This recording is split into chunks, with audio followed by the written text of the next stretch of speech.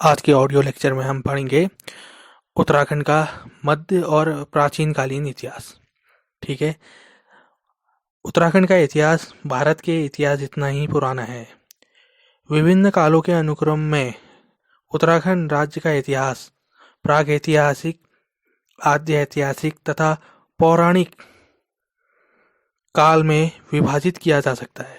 यानी कि उत्तराखंड के इतिहास को अगर हमें समझना है तो हमें उत्तराखंड के इतिहास को 3 भागों में अलग अलग करके समझना पड़ेगा। पहले हम पढ़ेंगे थोड़ा बहुत प्रागैतिहासिक समझेंगे, फिर हम आद्य ऐतिहासिक समझेंगे, फिर हम पौराणिक काल वाला उत्तराखंड का इतिहास समझेंगे। सबसे पहले हम थोड़ी सरसरी निगाह डालते हैं उत्तराखंड के प्रागैतिहासिक काल के इतिहास के बारे में।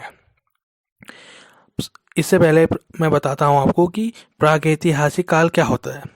प्रागैतिहासिक काल वो काल होता है जिनमें हमें इतिहास का सिर्फ अध्ययन करने के लिए केवल पुरातात्विक स्रोत हमारे पास मौजूद होते हैं। ठीक है, जैसे कोई गुफा है, कहीं कोई शैल चित्र हो गए, कोई ताम्र पत्तियाँ हो गई, इस तरीके की चीज़ें जहाँ पर को हमें इतिहास को समझने में मिलती हैं। ठीक है, उसे कहा जाता है प्रागैतिहासिक काल। ठीक है, उसे कहा जाता है प्रागैतिहासिक काल का इतिहास। थोड़ा हम विवरण भी पढ़ लेते हैं कि प्रागैतिहासिक काल में उत्तराखंड में हमें क्या क्या प्रागैतिहासिक स्रोत मिले। ठीक है, यानी कि हमें पुरातात्विक स्रोत क्या क्या मिले। वर्ष 1968 में अल्मोड़ा में बाड़ी छिना के समीप दल बैंड में खोजे गए लाखों उडियार से मानव तथा पशुओं के चित्र प्राप्त हुए और इन चित्रों में मानव को आकृतियों में समेटा गया है और इन चित्रों में मानव समूह में या अकेले नृत्य करते हुए दिखाई दिए गए हैं। यानी कि दिखाई दिए गए क्या है, चित्रित किए गए हैं। ठीक है, और लाखों उडियार यानी कि कहाँ है, ये है आपकी अल्मोड़ा में है। ये शॉर्ट याद रखिए कि लाखों उडियार कहाँ है, अल्मोड़ा में है। और उडियार जो शब्द है वो एक पहाड़ी शब्द है। उडियार का अर्थ होता है गुफा। ठीक है, यानी कि लाखों गुफा कहाँ है, अल्मोड़ा में। और कहाँ है, बाड़ी छिना के समीप दल बैंड में। ठीक है, और अगला है अल्मोड़ा जिले में ही लोथाप से प्राप्त शैल चित्र में मानव को शिकार करते हुए दिखाया गया है और हाथ में हाथ डाल के नृत्य करते हुए भी दिखाया गया है। कहाँ, अल्मोड़ा के लोथाप में मानव को क्या करते हुए दिखाया गया है, चित्रों में, शैल चित्रों में शिकार करते हुए दिखाया गया है। यानी कि लोथाप में पूछेगा कहाँ है लोथाप, आप कहोगे लोथाप है, अल्मोड़ा जिले में आता है। और लोथाप ये ऐसे करके भी पूछ सकता है कि मानव को शिकार करते हुए कहाँ चित्रित किया गया है, कौन सी जगह चित्रित किया गया है, वो है लोथाप में। ठीक है, और ये कैसे चित्र हैं, शैल चित्र हैं। शैल में मतलब पहाड़, शैल में बनाए हुए चित्र हैं, यानी पहाड़ों में चित्रित किया गया है। कोई चोटी होगी, पहाड़ होगा, उसमें चित्रित किया गया है। ठीक है, अगला है अल्मोड़ा में ही है, अल्मोड़ा के कफर कोट। ठीक है, कफर कोट कहाँ पर को है, अल्मोड़ा में। और अल्मोड़ा में भी कहाँ पर को है, पेड़शाला और पूना कोट के मध्य में है। ठीक है, पेड़शाला एवं पूना कोट के मध्य में स्थित है कफर कोट। और कफर कोट में क्या है, यहाँ पर को नृत्यरत मानव आकृतियां प्राप्त हुई है। ठीक है, यहाँ पर को आपको कफर कोट में नृत्य करते हुए मानव की आकृतियां प्राप्त हुई हैं और इन मानव की आकृतियों को कत्थे रंग से रंगा गया है। कत्थे का रंग हल्का सा, मतलब एक तरीके से ब्राउन टाइप का हुआ, एक लाल और हल्का सा भूरा का, यानी कि लाल और वुड रेड और वुड ब्राउन की मिश्रण से जो रंग आता है वो हुआ कत्थई रंग आपका। ठीक है, तो कत्थे रंग के चित्र कहाँ मिलेंगे पूछा जाएगा, या पूछा जा सकता है कि लाल रंग के चित्र कहाँ हैं। कुछ इस तरीके का शब्दावली बना के आपसे वो पूछ सकता है, उत्तराखंड में कहाँ से आपको नृत्य मानव आकृतियां प्राप्त हुई है लाल रंग की। आपका आंसर होना चाहिए कफर कोट से, और कफर कोट कहाँ है, अल्मोड़ा में है। ठीक, अगला है अल्मोड़ा के ही फल सीमा नामक स्थान से योग तथा नृत्य करते हुए मानव की आकृतियां प्राप्त हुई है। ठीक है, कहाँ से, फल सीमा। ये पूछा जा सकता है योग करते हुए मानव आकृतियां कहाँ से प्राप्त हुई, उत्तराखंड के कौन से जिले से प्राप्त हुई है, तो आंसर होगा अल्मोड़ा। और अल्मोड़ा के कहाँ पर से, फल सीमा। ठीक है, फल सीमा नामक जगह से हमें योग करती हुई आकृतियां प्राप्त हुई हैं, नृत्य करती हुई तो और जगह से भी है, पर योग करते हुए खास तौर पे ये पॉइंट बन सकता है क्वेश्चन का पूछने के लिए। ठीक है, कहाँ से? फलसीमा, जो कि अल्मोड़ा जिले में पड़ता है, यहाँ से आपको योग करते हुए मानव आकृतियां प्राप्त हुई हैं। ठीक, अगला है हमारा पाषाणकालीन शवगार रामगंगा घाटी से प्राप्त हुए। कहाँ से हुए? पाषाणकालीन यानी कि पाषाण यानी कि स्टोन एज, पाषाण यानी कि पत्थर, यानी कि पाषाण जहाँ पर को पत्थरों का प्रयोग होता था, जिस काल में हथियार के तौर पे पत्थरों का प्रयोग होता है। पाषाणकालीन शवगार कहाँ से प्राप्त हुए? रामगंगा नदी घाटी से हुए शवगार। ठीक है, बरियल्स कहाँ से? रामगंगा घाटी से हुई प्राप्त हुए। अगला है 8 ताम्र मानव कृतियां राज्य में पिथौरागढ़ के बनकोट से प्राप्त हुई हैं। ये पूछा जा सकता है कि 8 ताम्र मानव की आकृतियां कहाँ से प्राप्त हुई हैं? 8 तांबे की मानव आकृतियां प्राप्त हुई हैं पिथौरागढ़ जिले के बनकोट नामक जगह से। कहाँ से? पिथौरागढ़ के बनकोट नामक जगह से, बनकोट नामक जगह से। अगला है चमोली जिले में अलकनंदा नदी के किनारे टुंगरी गांव के निकट स्थित ग्वारखया गुफा, क्या? ग्वारखया गुफा या ग्वारखया उटिहार में मानव, भेड़, बारहसिंगा और लोमड़ी के रंगीन चित्र प्राप्त हुए हैं। क्वेश्चन ऐसे भी पूछा जा सकता है कि भेड़ के रंगीन चित्र कहाँ से प्राप्त हुए हैं, या बारहसिंगा के रंगीन चित्र कहाँ से प्राप्त हुआ है, लोमड़ी का रंगीन चित्र कहाँ से प्राप्त हुआ है। ठीक है, ऑप्शन दे देगा आपको, दे देगा बाड़े चिना है, या आपका लोथाप है, कफ्फर कोट है, और उसमें से एक ये भी दे देगा डुंगरी गांव है। तो आप लगाओगे वहाँ पर को डुंगरी गांव, ऑप्शन टिक। ठीक है, यानी कि आपको ये पूछेगा। ठीक है, डुंगरी गांव के, एक और बार सुनिए, जो चमोली जिले में आता है डुंगरी गांव, और ग्वारखया गुफा इसी डुंगरी गांव के समीप एक गुफा है। ठीक है, ग्वारखया गुफा जो कि चमोली में पड़ती है, ग्वारखया गुफा से मानव, भेड़, बारहसिंगा और लोमड़ी के रंगीन चित्र प्राप्त हुए हैं। कौन सी गुफा? ग्वारखया गुफा। और एक ग्वारखया गुफा चमोली के अलकनंदा नदी के तट पर स्थित एक गांव है, डुंगरी गांव। ठीक है, उस डुंगरी गांव में है ये आपकी ग्वारखया गुफा।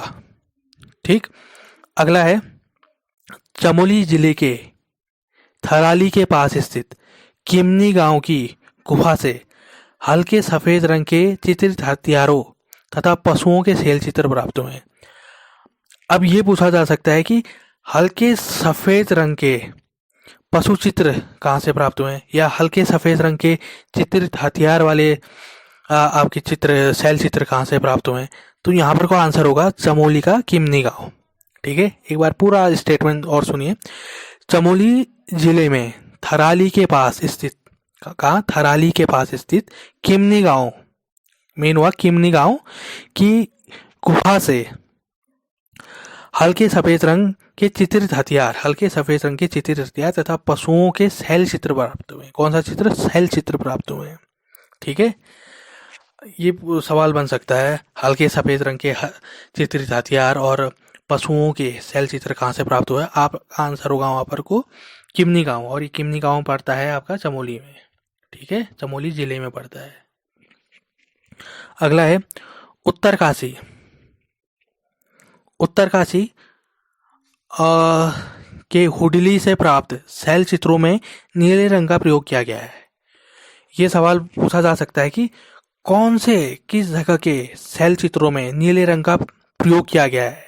यह है उत्तरकाशी के हुडली नामक जगह से प्राप्त शैल चित्रों में नीले रंग का प्रयोग किया गया है। कहीं पूछा जा सकता है सफ़ेद रंग के चित्रों का कहाँ से प्रयोग किया है, तो वो आपका आंसर होगा वहाँ पर को चमोली का किमनी गांव है। ठीक है, कहीं पूछा जा सकता है कि इनमें से ये बताइए कि कत्थे रंग के जो मानव आकृतियाँ कहाँ से प्राप्त हुई हैं, तो वहाँ पर को आप लिखेंगे कफ्फरकोट से। कफ्फरकोट अल्मोड़ा में है। और कहीं भी को अगर ये पूछा जाता है कि नीले रंग के शैल चित्र कहाँ से प्राप्त हुए, तो वहाँ पर को आप लिखोगे उत्तरकाशी का हुडली गांव। कहाँ? उत्तरकाशी के हुडली गांव से आपको नीले रंग के शैल चित्र प्राप्त हुए हैं। ठीक है, अगला है चित्रित धूसर मृद भांड के साक्ष्य कहाँ से मिले? ये आपका गढ़वाल क्षेत्र से प्राप्त हुए।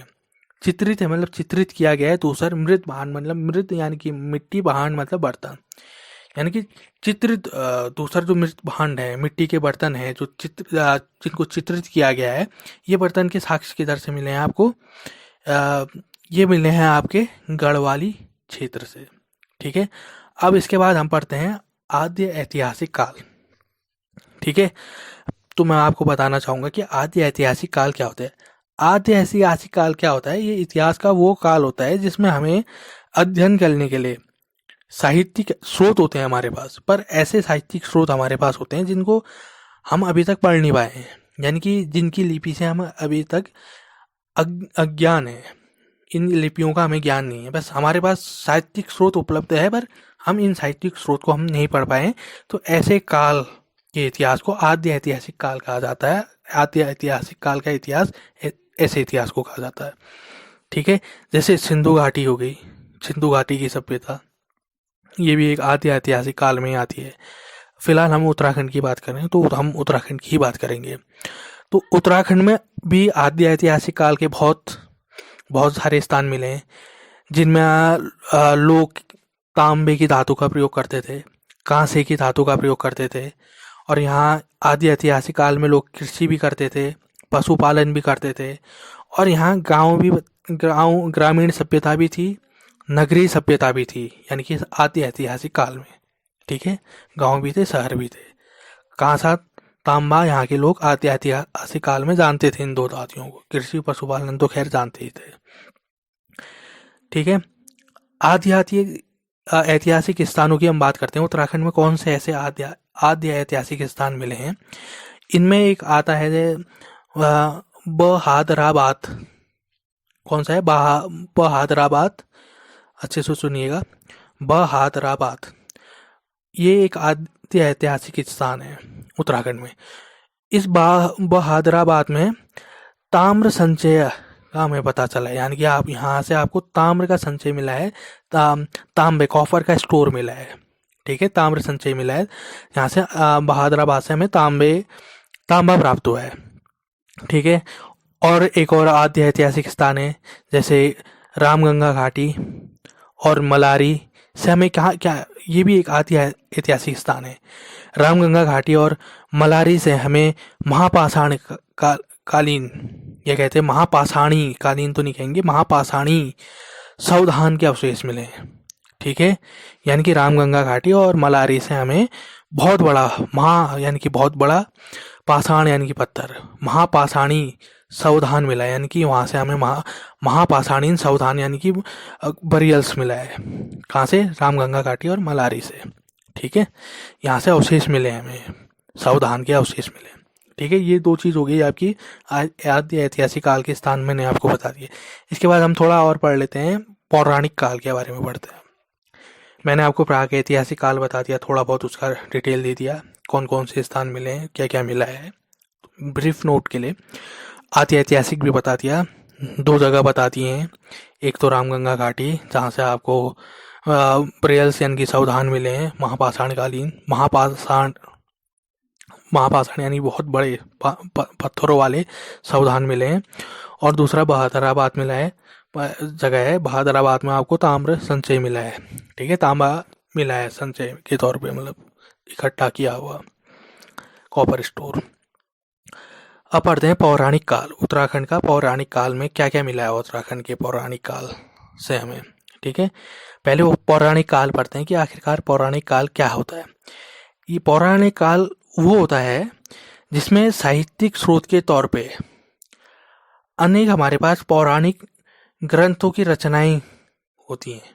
ठीक है, यानी कि पौराणिक काल में हमारे पास साहित्यिक स्रोत के तौर पे पौराणिक ग्रंथ होते हैं।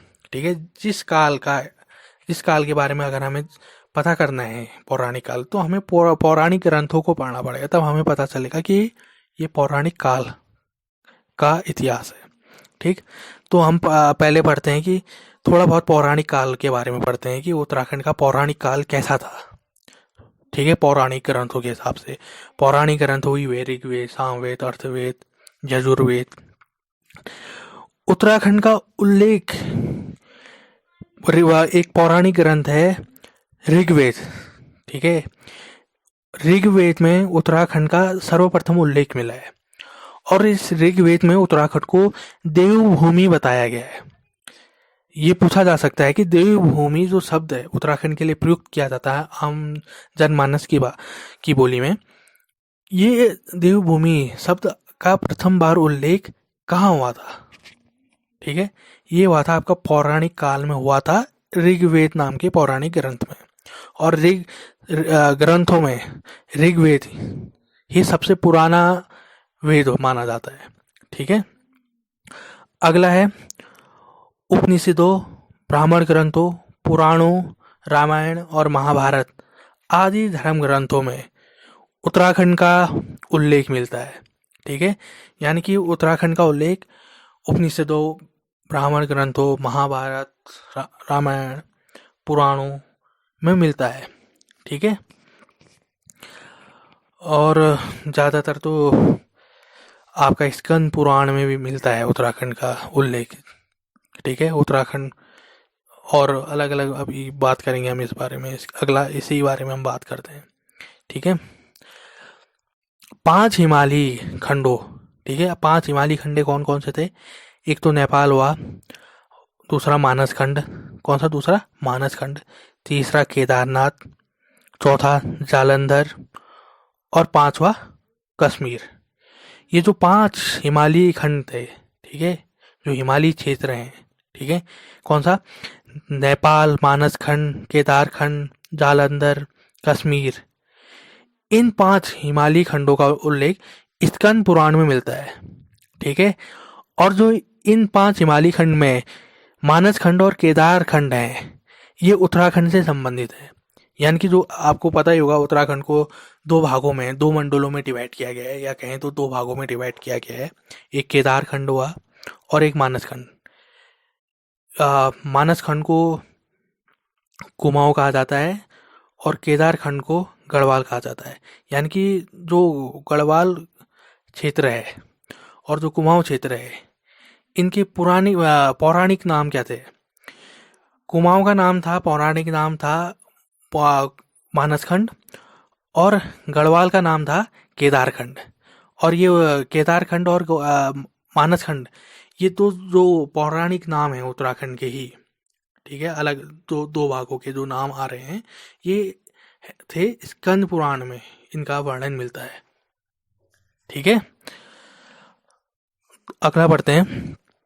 ये सवाल पूछता ही यहाँ, क्योंकि कुमाऊं के लिए, या कुमाऊं को क्या कहा जाता था पौराणिक काल में? तो ऑप्शन होगा मानस खंड। गढ़वाल को क्या कहा जाता था पौराणिक काल में? केदार खंड। ठीक है, और ये केदार खंड और ये मानस खंड, ये दोनों नाम स्कंद पुराण में मिलते हैं, पर पूरा संयुक्त तौर पे नहीं कहा गया है उत्तराखंड का। एक नाम स्कंद पुराण में अलग अलग डिवाइड में कहा गया है। ठीक है, मानस खंड कहा गया है और एक को केदार खंड कहा गया है। ठीक है, और ये मानस खंड और केदार खंड नंदा देवी श्रृंखला से विभाजित होते थे, यानी कि नंदा देवी श्रृंखला इसकी एक विभाजक रेखा थी। ठीक, खैर इसके बारे में हम थोड़ा आगे वर्ग और डिस्कस करेंगे। अगला है केदार खंड, गढ़वाल क्षेत्र को कहा जाता है। इसके अंतर्गत माया क्षेत्र, यानी कि हरिद्वार से हिमालय तक का विस्तृत क्षेत्र आता है। मानस खंड कुमाऊं क्षेत्र को कहा जाता है। इसके अंतर्गत नंदा देवी पर्वत से कालागिरी तक का क्षेत्र आता है। ठीक है, और मैंने इतना तो बता ही दिया कि नंदा देवी श्रृंखला को केदार खंड और मानस खंड की विभाजक रेखा कहा जाता है। किसे कहा जाता है? नंदा देवी श्रृंखला को केदार खंड और मानस खंड की विभाजक रेखा कहा जाता है। एक और बार मैं बता देता हूँ, केदार खंड को गढ़वाल का क्षेत्र कहा जाता है, और इस गढ़वाल क्षेत्र के अंदर कौन सा, कहाँ से कहाँ तक का हिस्सा आता है? इसके अंतर्गत आता है माया क्षेत्र। माया क्षेत्र हरिद्वार का पुराना नाम हुआ। ठीक है, यानी कि हरिद्वार से लेके हिमालय तक का जो विस्तृत क्षेत्र हुआ, वो आपका आता है गढ़वाल क्षेत्र में आता है। ठीक है, उसे गढ़वाल क्षेत्र कहा जाता है। पहले गढ़वाल क्षेत्र को केदारखंड कहा जाता था। ठीक है, अब हम आगे बात करते हैं। और कुमाऊं का कहाँ पर से आता है ऐसा? और हिमालय, हाँ ठीक है, और मानस खंड यानी कि जो जिसे कुमाऊं क्षेत्र कहा जाता है अभी के समय में, इसके अंतर्गत आता है कौन कौन सा क्षेत्र? इसके अंदर आता है नंदा देवी पर्वत से लेके कालागिरी तक का क्षेत्र आता है।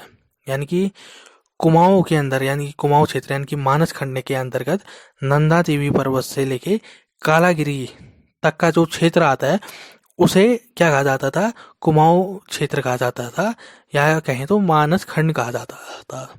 ठीक है, कुमाऊं मंडल तो खैर बाद में बनाया गया, पहले तो कुमाऊं क्षेत्र कहा जाता था। ठीक है, और उससे पहले पौराणिक काल में कुमाऊं क्षेत्र को मानस खंड कहा जाता है। क्षेत्र किधर से कहाँ तक है कुमाऊं क्षेत्र? नंदा देवी से कालागिरी तक। ठीक है, और गढ़वाल क्षेत्र कहाँ से कहाँ तक है? हरिद्वार से लेके हिमालय तक। कहाँ से? हरिद्वार से हिमालय तक। ये हुआ आपका गढ़वाल क्षेत्र हुआ। ठीक है, क्लियर हो गया। और बता दिया नंदा देवी श्रृंखला को केदारखंड और मानसखंड की विभाजक रेखा कही जाती है, या नंदा देवी को ऐसा भी पूछा जा सकता है, नंदा देवी श्रृंखला को गढ़वाल और क्षेत्र और कुमाऊं क्षेत्र की विभाजक रेखा भी कहा जाता है। ठीक है, ये पौराणिक काल में की बातें हैं। अगला है, पुराणों में उत्तरकाशी के लिए बाड़ाहाट शब्द का प्रयोग किया गया है। जो अभी उत्तरकाशी जिला है उत्तराखंड का, उसे पौराणिक काल में बाड़ाहाट कहा जाता था। क्या कहा जाता था? बाड़ाहाट कहा जाता था। ये सवाल पूछा जा सकता है। और बौद्ध साहित्यों में भी उत्तराखंड का उल्लेख मिलता है। अगला हम यही पढ़ते हैं, बौद्ध